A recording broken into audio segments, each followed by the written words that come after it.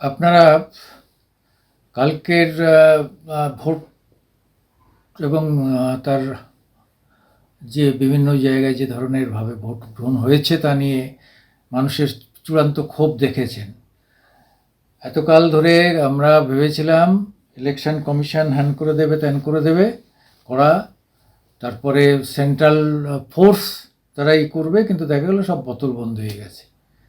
Central force কি মানে রাতে ভালো খাদ্য খাবার খেয়ে দিয়ে কি এত শাসক দলের বশীভূত হয়ে গেল? কালকে অন্তত যে ধরনের যতগুলো গোলমাল ঘটেছে সেটা মনে করিয়ে দিয়েছে যে এখানে এই ধরনেরই ভোট হয়, নতুন কিছু নয়। অর্থাৎ সেই পুরনো ধাঁচেই ভোট হয়েছে। উত্তরের দিকে এদের কোনো সিট ছিল, আগেও ছিল না, তাই প্রথম দিকে ভালো হয়েছে, প্রথম 2-3 দফা ভালো হয়েছে। কিন্তু পঞ্চম দফা থেকেই শুরু হয়েছে গোলমাল, আর ষষ্ঠ দফায় চূড়ান্ত চূড়ান্ত গোলমাল। তাহলে মনে হচ্ছে যে ভদ্রমহিলা সাকসেস, অর্থাৎ দিদি সাকসেস। কী অবস্থা এ হচ্ছে, আমরা তো মানে বুঝতেই পারছি যে যা মানুষের মনের ইচ্ছা, সেই ইচ্ছা ফলপ্রসূ হয়নি। তবুও সিট মমতার কমবে, 22 থেকে কমে আসবে, 20-র নিচে নামবে, এ ব্যাপারে কোনো সন্দেহ নেই। এবং কালকেই দেখা গেল যে অনেকেই বলছিল যে রোহিঙ্গারা, মানে যে সমস্ত সীমান্তবর্তী লোকসভা কেন্দ্রগুলোতে রোহিঙ্গারা এসে গোলমাল করছে, অর্থাৎ ওপার বাংলার মুসলিমরা যারা এখানে এসে ঠাঁই নিয়েছে তারাই মূলত এই গোলমালগুলো করেছে। তো এইসব করে আলটিমেটলি কি মমতা তার 22টা সিট রক্ষা করতে পারবে? পারবে না, কোনো মতেই পারবে না। যে কটা মানুষ ভোট দিতে পেরেছে তারাই শুয়ে দেবে। কারণ হচ্ছে যে তার অবস্থা খুবই খারাপ।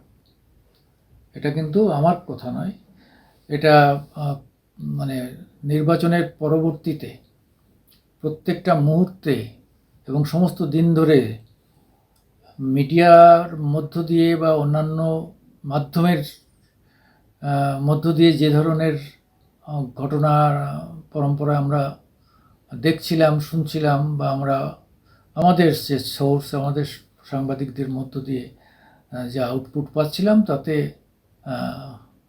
ভোট যারা দিয়েছে তারাই অধিকাংশই উল্টিয়ে দেবে।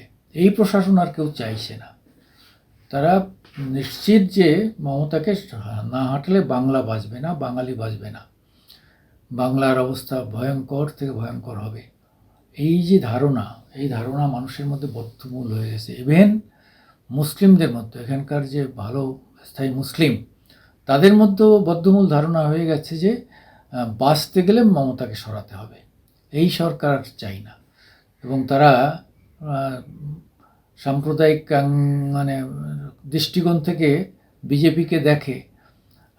তাদের মধ্যে একটা অংশ বলছে একে সরাতে গেলে বিজেপিকে ভোট দিতে হবে। বামেরা সরাতে পারবে না, বামেদের সেই আশার জায়গাটা নেই। থাকলে হয়তো তারা বামেদের দিত, কিছু বামেদের দেবে, সংখ্যা কম হলেও, পার্সেন্টেজ কম হলেও, কিন্তু এদের একটা অংশের ভোট কিন্তু বিজেপিতে পড়ছে, এটা কিন্তু একদম নিশ্চিত বোঝা যাচ্ছে। তাই দেখুন, শুভেন্দু যেভাবে কালকে থেকে সব জায়গায় চিৎকার করে ঘুরে বেরিয়েছে, লকেট চ্যাটার্জি যেভাবে মুভমেন্ট করেছে তার আগের ভোটে, এবং এই মুভমেন্টের মধ্য দিয়ে বোঝা যাচ্ছে যে এরা 1 ইঞ্চিও জমি ছাড়েনি। অগ্নিমিত্রা পাল, এরা কিন্তু 1 ইঞ্চিও জমি ছাড়েনি।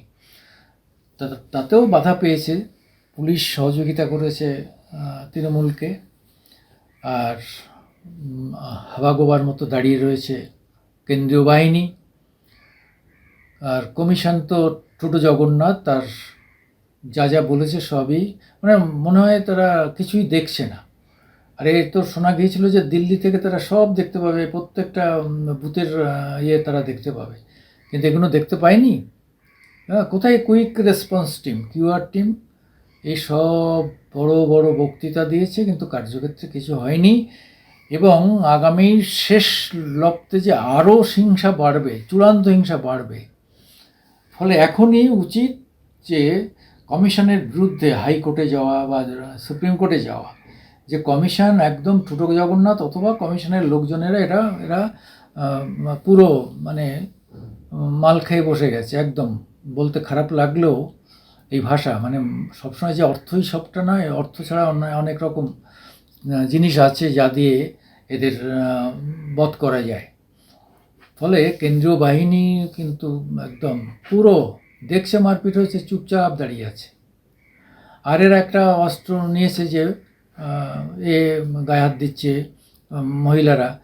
এদের এত নির্লজ্জ, এদের সাপোর্টিং মহিলারা তাদের শ্লীলতাহানি চলে গেছে এটা বলতে তাদের কোনো গায়ে বাজছে না, তারা বলে দিচ্ছে, এবং সঙ্গে সঙ্গে কেস হচ্ছে। সেই প্যারামিলিটারি ফোর্সের উপর বিভিন্ন রকম প্রেশার আসছে। এগুলো করেও শেষ রক্ষা হবে না। মমতা দিদি, তুমি গয়া গয়া গয়া।